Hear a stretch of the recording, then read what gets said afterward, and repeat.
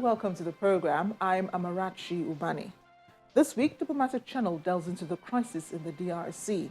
For years, the country's been staving off attacks by the M23 rebels who've captured territories. While African leaders mediating the conflict, we hear from the people themselves how it started and what they would like for the international community to do.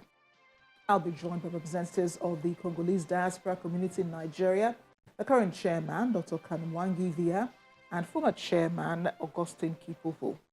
That's Diplomatic Channel in a wrap. Stay with us. We'll be right back after a quick check and other discussions in diplomatic circles.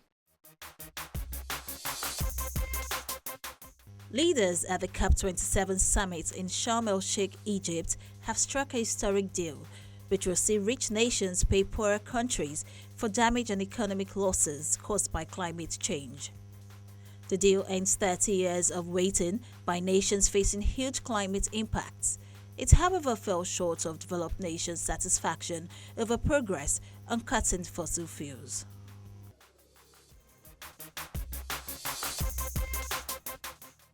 The UN Secretary-General has welcomed the COP27 final agreement, but says there is still much to be done. I welcome the decision to establish a loss and damage fund and to operationalize it in the coming period. Clearly, this will not be enough, but it is a much-needed political signal to rebuild broken trust.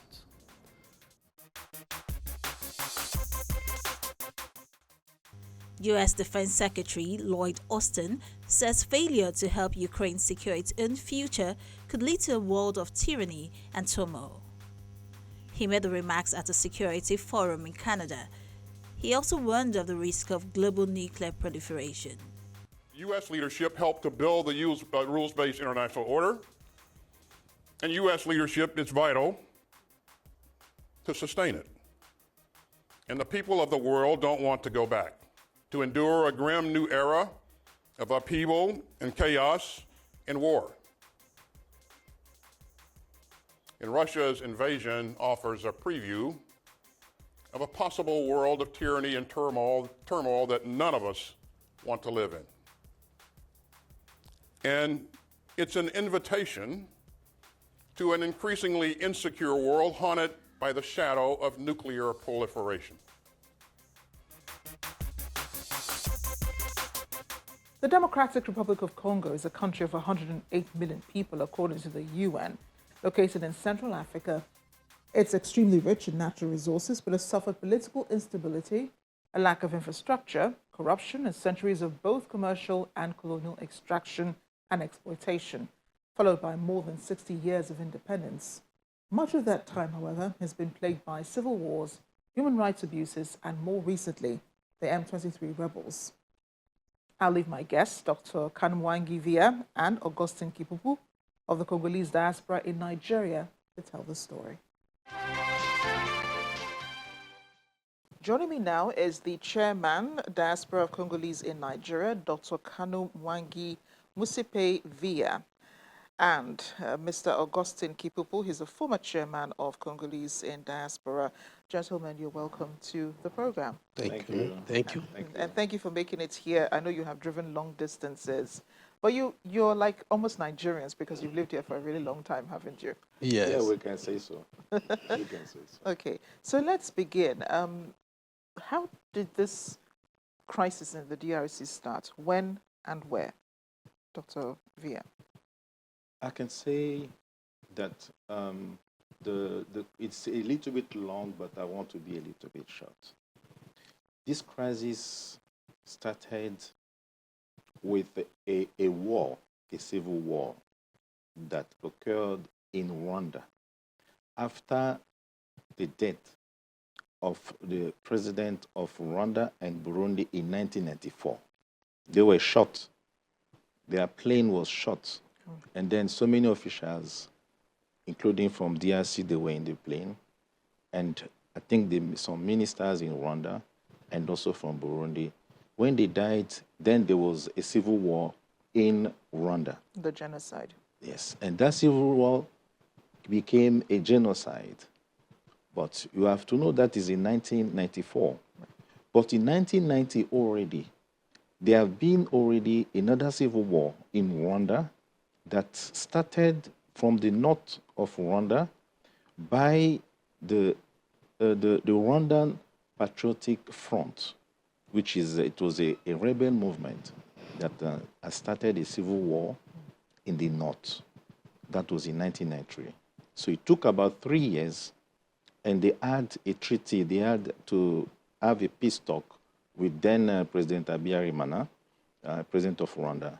They signed, and then at the end, a year later, precisely 9 months later, on the 9th of April, 1994, he was shot dead.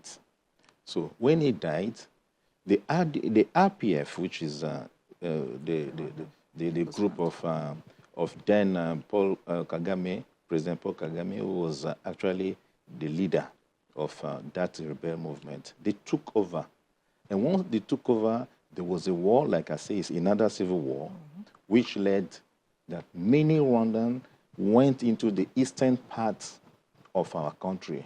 Rwanda is a small country with 4 neighboring countries. In the north, Uganda. In the south, they have Burundi, and they have Tanzania, and then they have Congo on the western part of Rwanda. So many of them were looking for where to run, but there was not a corridor. There was no humanitarian corridor. Burundi, they refused. It was the international community that was asking on the neighboring countries that willing to receive them. And then Congolese, we are known to be people who can, who receive foreigners easily. And we opened our door for those people running away from the civil war, the genocide, which took about, I think, 500,000 of citizens, Rwandan citizens. So they now came to the eastern part.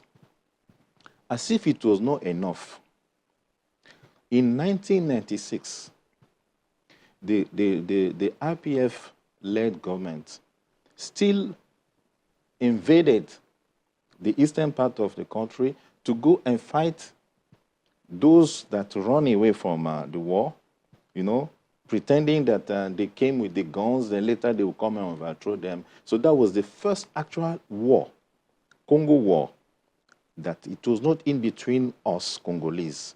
It was that RDF that came to Congo to come and fight, led by the Tutsi minority, came to fight the Hutu from Rwanda in our land.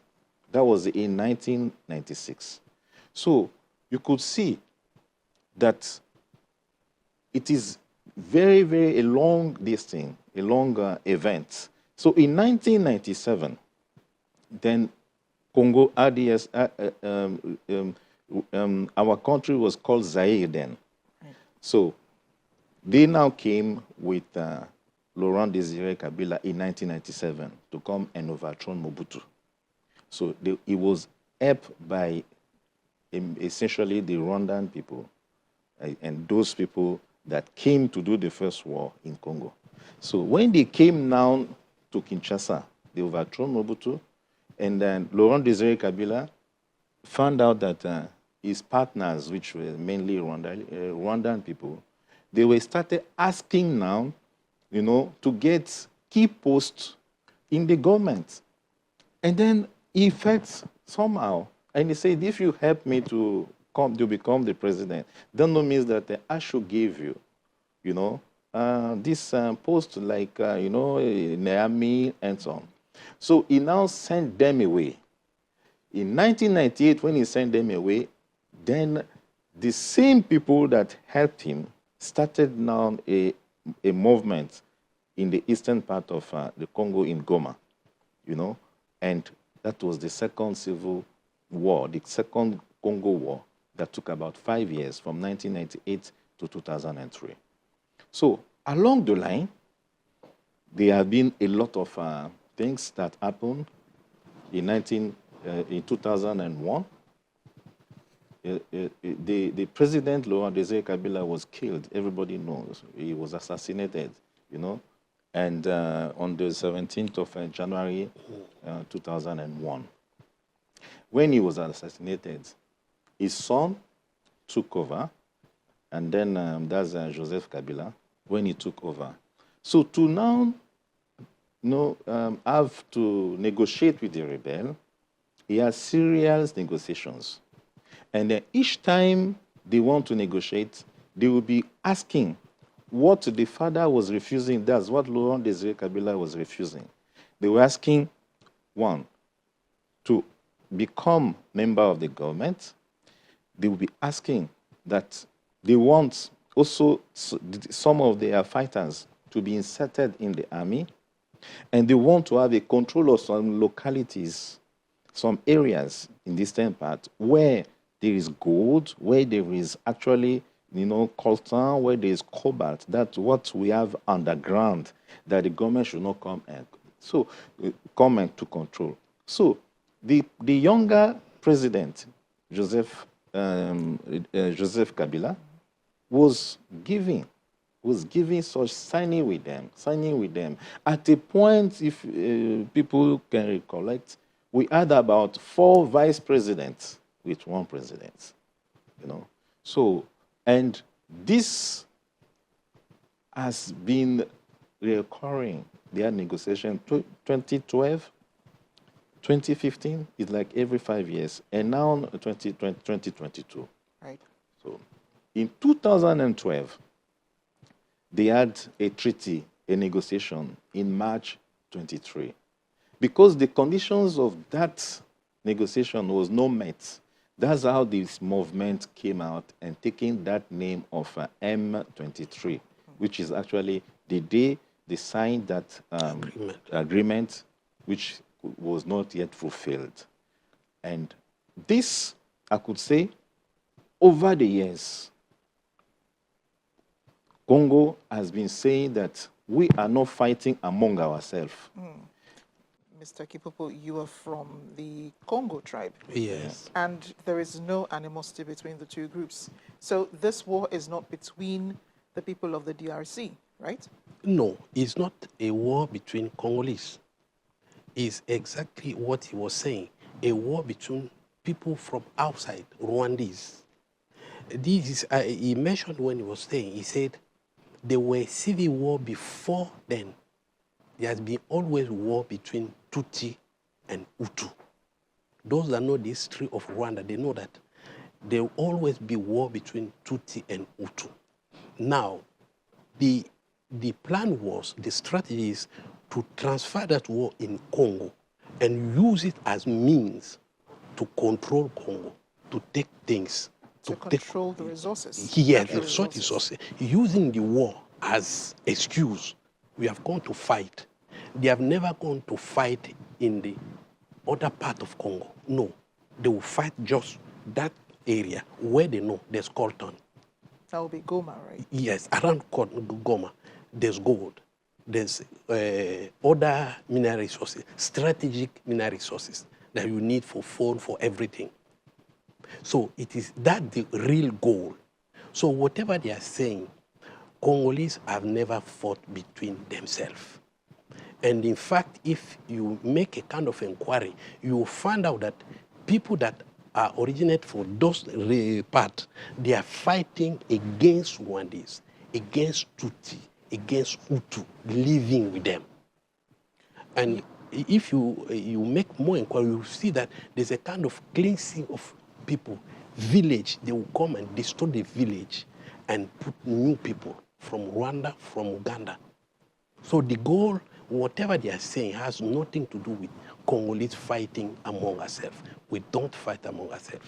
So let's establish some facts here. Yes. First of all, the M23 wants control over natural resources Yeah. in Yes. Rwanda. They also in the DRC. They also want to be part of the government. Where do you think this national community stands? Because you have peacekeeping soldiers coming from Kenya, from Uganda. They're also helping to fight the M23 rebels. Earlier this week, former Kenyan President Uhuru Kenyatta and the Rwandan President Paul Kagame both agreed on the need for the M23 rebels to cease fire and then withdraw, from captured territories. But you don't trust, the presence of these people in your country. No, we officially we can't. We have to trust them because they came for a peacekeeping mission, And then there must be an agreement. Reason why they came is not really to fight, but to make sure that the peace should be at that part of Congo. So, you see, this also shows that actually the M23 rebels were controlled by Rwanda. Because how does it show that? it shows because how could the president of a country who is claiming that he has no hand in what is happening in Congo, and then he now has to decide on, stopping the hostilities and asking the M23 to come back to be retreated. Withdraw. Yes. But that's because he wants peace also in the DRC. You don't think that what's happening in the DRC also affects Rwanda? You don't think that Rwanda's own peace is hanging on the balance? Not really. I will tell you that there are a lot of experts, there are a lot of reports from experts of United Nations showing the involvement of Rwanda. And there are a lot of proof, some of the soldiers, the Rwandan soldiers, army personnel that were arrested in our land, and those proof shows how the Rwanda, that's the President Paul Kagame, is supporting the M23, is arming them, and then is also having the control over it. He cannot, if the M23 were not a rebel group that were answering to his call. So how can he now agree or treat it that way to say, okay, now I want M23 to stop fighting and to retreat? So they can obey him if he was not having an end on it. Does it mean that you speak for the Congolese people, even though you have been in the diaspora long enough? You're almost Nigerians now because you came in the 1990s and you haven't gone since. But I assume that you go back and you come, you go back home, you check on your people, you come back again. What would you say the Congolese people want? Apart from just peace, how do they see the path to peace? I'll say this, that the Congolese people, what they want first, like you said, we want peace. We are very peaceful people. What we want is that since the United Nations experts themselves have, documented that actually Congo, DRC were invaded by external armies, which are the Rwandan armies, under the calling of M23. So what we are asking, at least, we are no different than Ukraine. So why the international community is silent about it? So this should become nobody. You see, that's why when you are talking about these armies that are coming, these presidents that are coming, the first thing they should do, they should at least try to condemn Rwanda first in the involvement in of this crisis. Nobody is talking about it. So what we want is at least somebody should come out to say, Rwanda, enough is enough. I will tell you one thing, you'll be surprised. Rwanda were colonized shortly by Germany, and after the fall of the World War I, Rwanda was given by then United Nations to Belgium. Belgium colonized also too. So Rwanda, they were speaking French. They have some other languages. They have Swahili, they have Kinyarwanda, and they have another one. So they have been part of the Francophonie. But in 2008, Rwanda, they changed from being French people. They want to be speaking English. Do you know why? The reason is written everywhere you can see. It's because the leaders of Rwanda, most of them live in Uganda, most of them live in Tanzania, and they speak English. That's why they did that switch. You can read it, But till now, Rwanda has not been colonized by British, but they are receiving. They're members of the Commonwealth, yes. But that's what I'm telling you. But they are receiving the Commonwealth conference, which they are not supposed because they are not actually a colony from Britain. That's one. And number two, they've left the Francophonie, that they left the French-speaking country. But why are they still being called? The Secretary General of the French-speaking country, what have you, is led by a Rwandan person. So, you see, it is a double game to upload Rwanda. It's a double game, you know, to make Rwanda look as if it's an extraordinary country, because Rwanda is being used to siphon whatever is in the eastern part of the country. So to me, what Congo wants is that, first, we need peace. Secondly, we need that the international community should stop backing Rwanda, and then they should raise, actually, a voice against Rwanda, and then they should allow us to protect ourselves in buying ammunition and arms to defend our territory. So You don't think that's going to go downhill? That's going to go south? Buying arms to defend yourselves. There will be more casualties, but there is also the chance of another rebel group springing up from that. Talking about casualties, do you know, madam, that Rwanda, after the genocide, lost 500,000 of people? thereabout, yes. Congo, since 1996 or 1998, till date, we lost more than 10 million people on that war. More than 10 million people is documented. Nobody is talking about it. Why? Because first, we can't defend ourselves. That's why easily they can wipe 10 million people. So, if I know you are strong enough to defend yourself, I would think twice to attack you. Because they know that we cannot really, because we are like, they are held our hands. We cannot defend ourselves. Well, they are mercy. Yes. So those that send them, they know that go, do what they want. We have held their hand. So that's why we're asking, please, one, as he said, condemn them. Blame, we are talking to international community. Why 500,000 people that died are more important than 10 million people? Why Rwanda genocide is more important than what is going in Congo? Is it that 10 million, what the international community want? They want 20 million Congolese dead before they start talking.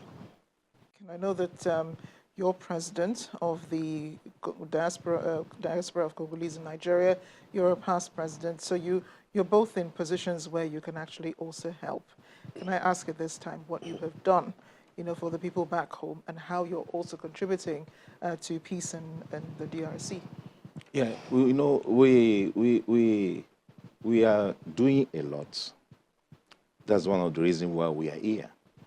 We are here because some of the news that are given out are a little bit deformed, the way they present the crisis, the way they present our country, and the way the international community is taking care of this matter.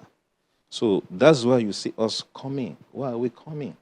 Channels is one of the well-respected media television in the world, is followed all over in the world.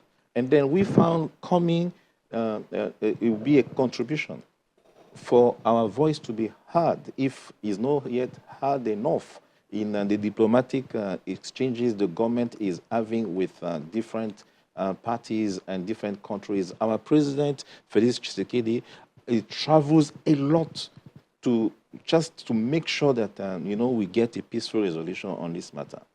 And then I don't know, if you don't know, if you read in the papers, you'll see that last Saturday, our Minister of Interior almost had a physical fight with the External Affairs Minister of Rwanda, and that was not quite only a few days back. So to tell you how we feel, how we are feeling.